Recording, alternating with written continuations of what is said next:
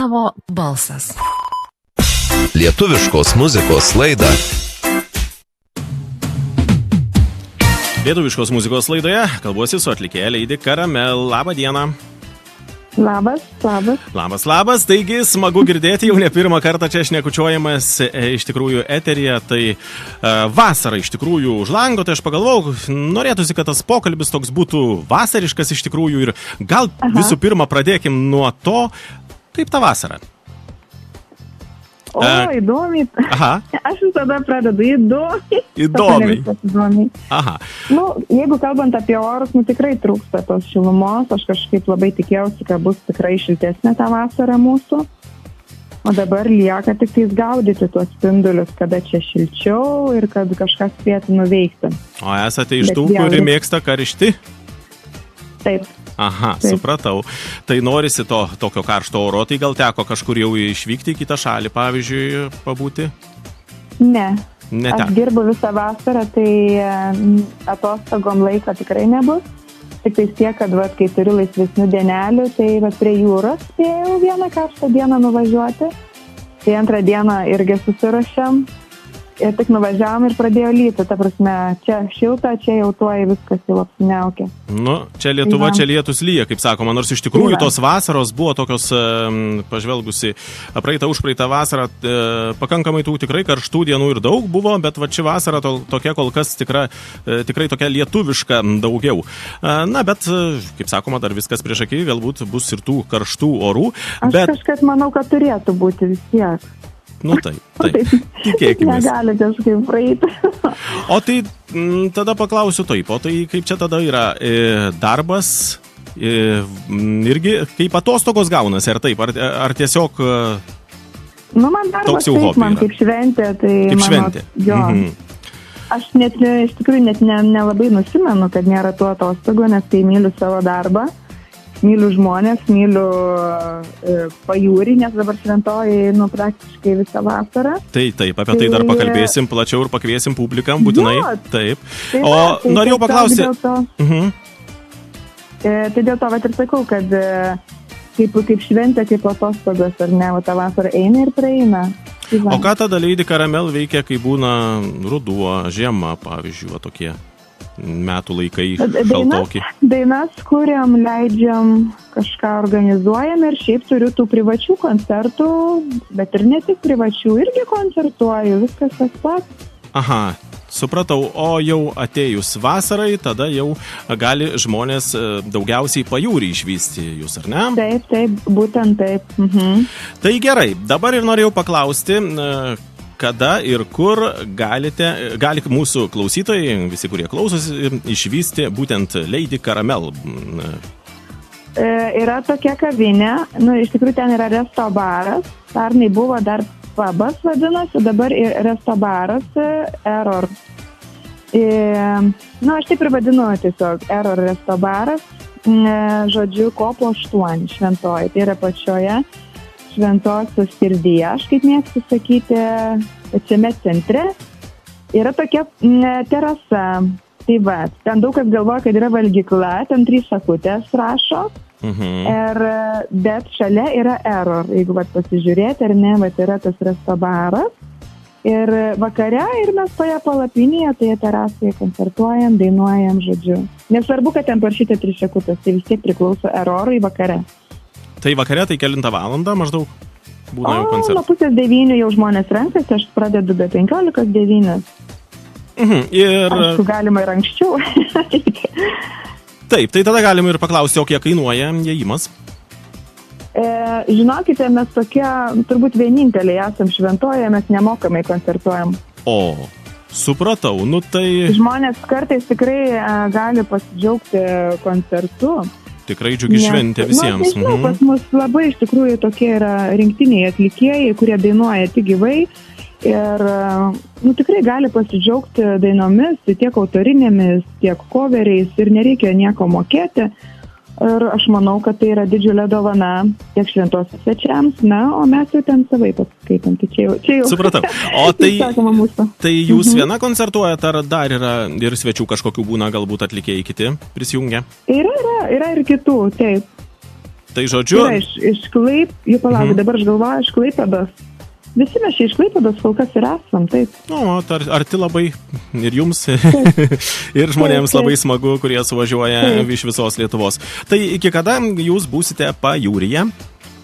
Mano paskutinė diena berods yra rugsėjo tenai 23, rugpjūčio 23. Taip, rugpjūčio 23, tai jau beveik iki vasaros pabaigos netgi, ar ne? Taip, aš visą vasarėlę ir šį vakarą važiuosiu. Nu ir kaip dabar, ar jaučiasi, ar daug liaudės ateina, ar jau Pajūrys toks apgultas, ar dar truputėlį trūksta žmonių?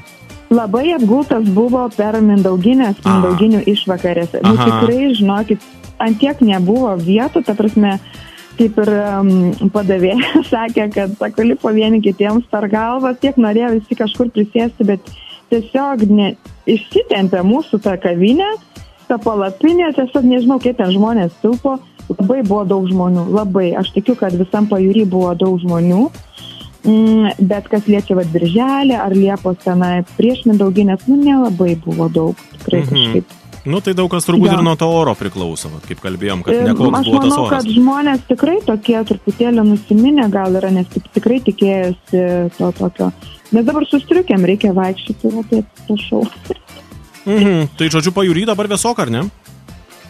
Vėsiau turbūt negu pas mus, nes aš tai pavyzdžiui šiandieno ryto atėjau čia į radiją su šortukais, maikute ir kažkaip nešalta visai čia pas mus. Taip, ir pagal prognozes, kad Pajūryje ar 7 laipsniais vėsiau. Taip, aš irgi pasižiūrėjau, tikrai kaip visada, kaip turbūt Pajūryje būna vėsiau, deja. Bet aš manau, kad ateis tos tikrai geresnės dienos, būkim optimistai ko gero ir aš manau, kad tų žmonių vėlgi prisirinks dar, nepamirškim, kad ir žolinės bus šventė. Tai kažkaip per tą šventės daug būna. Jo, ir po Mindauginių irgi toks tai jau atostogų toks tikrasis metas ir daug iš tikrųjų, daugiau žmonių bus Liepą, visada tai būna. Taip, Liepos mėnuo vis dėlto, taip. Na ką, o dabar žvelgiant į ateitį, pavyzdžiui, kažkokie ar yra planai, galbūt, pavyzdžiui, albumo išleidimas, ar yra planuose, ar dabar jau nemadinga leisti tos albumus? Aš labai nenorėjau atskleisti dar šitos informacijos. O, gal kažką sužinos pirmieji tavo balso klausytojai. Taip, tai aš tikrai turėsiu jums staigmeną, aš manau, kad tikrai greitai. Tai tiesiog ruoškite, kaip čia dabar pasakyti, vinilo grotuvus, ar ne? Kaip pavadinti tos audio? Nu, kur vinilus? Vinilas, taip, plokštelė, vinilas.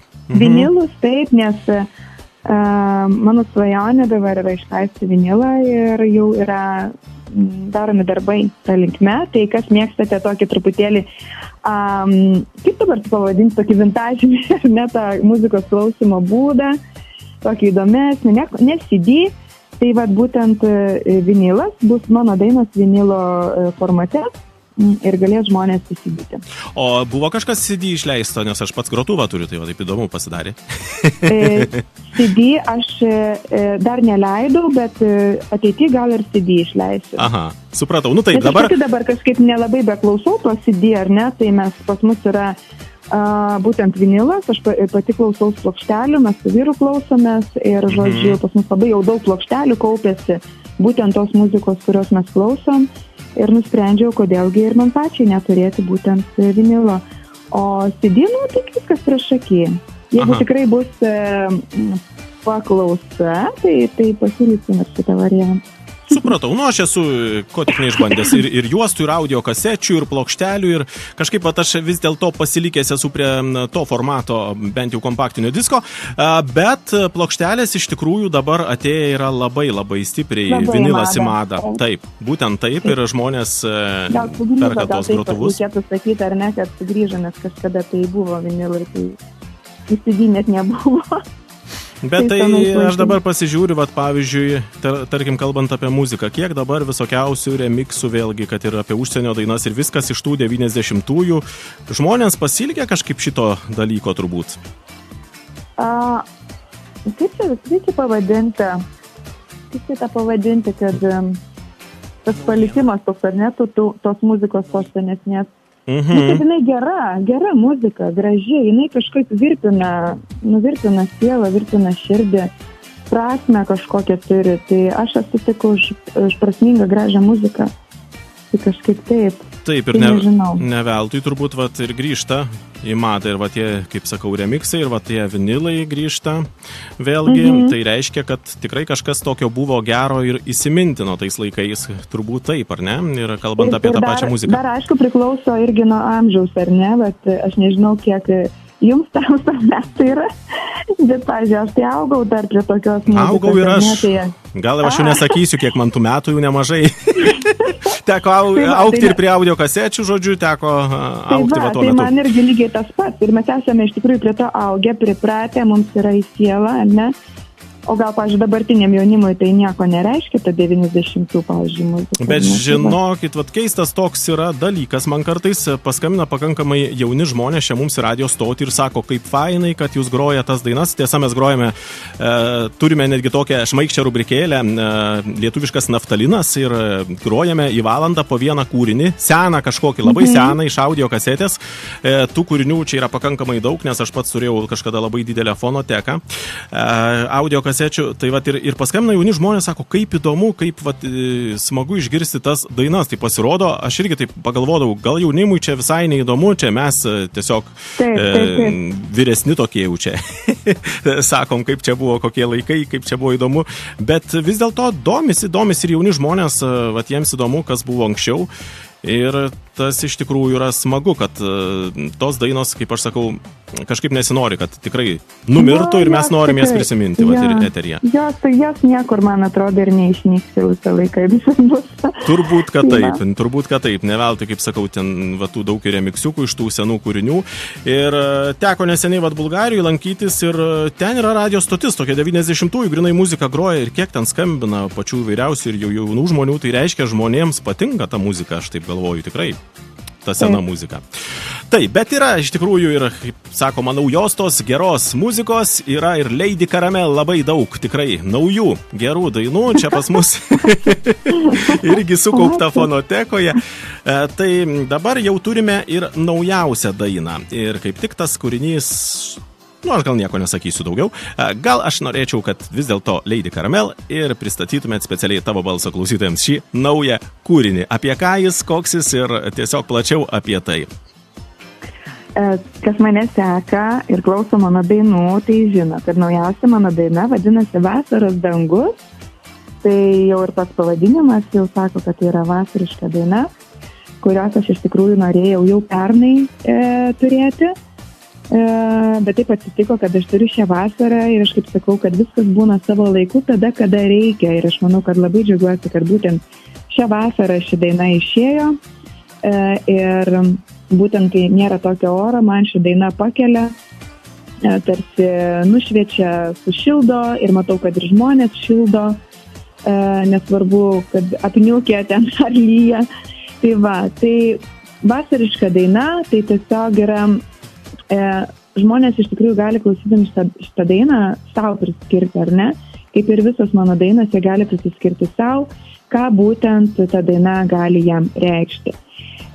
Šitą dainą, kai prodiuseris pasiūlė, iš tikrųjų, sakau, man labai tiks šitą dainą šventajai, todėl, kad man iš tikrųjų vasaros dangus taip ir buvo, kad padovanojo man šitą būtent vietą, kur aš dainuoju, padovanoju būtent žmonės, daug naujų draugų, daug naujų klausytojų. Tai vasaros dangus padovanoju man tave. Tai man yra taip artima ir taip sava, nes iš tikrųjų daug man padovanojo šitos 5 vasaros, kurias aš dainuoju būtent šventoje. Tai labai šitą dainą skiriu būtent šventosios lankytojams ir Eroro svečiams. Na ir ką dar apie tą dainą pasakyti? Man iš esmės negraži daina. Ir pašokti galima, ir padainuoti, ir visai kitaip. Tai nežinau, ką dar apie ją. Labai norėjau vasariškos dainos. Tai žiemos dainą turiu, vasaros turiu. Tai taip po truputį ir einam į tematiką. Aš jau be žodžio, aš nebeturiu ką pridurti, nes jau tikrai buvo labai labai išsamus ir gražus pristatymas šios dainos. Tai belieka man paspausti mygtuką ir šios dainos pasiklausyti čia tavo balso eteryje ir ją pristatyti visiems klausytojams. Jau pristatėt šį kūrinį, tai tiesiog man belieka tik pagroti jį. Va taip. Tai ačiū labai už pokalbį, linkiu gražios likusios vasaros, tų gerų orų, daug gerbėjų, kad ateitų daug žmonių ir praktiškai, aš manau, iš visos Lietuvos tikrai dar spėsiu važiuoti visi ir apsilankyti Lady Caramel koncertuose. Ačiū labai ir sėkmės jums ir darbuose ir geros vasaros. Ačiū, geros vasaros ir iki kitų kartų. Iki. Iki. Naujiena.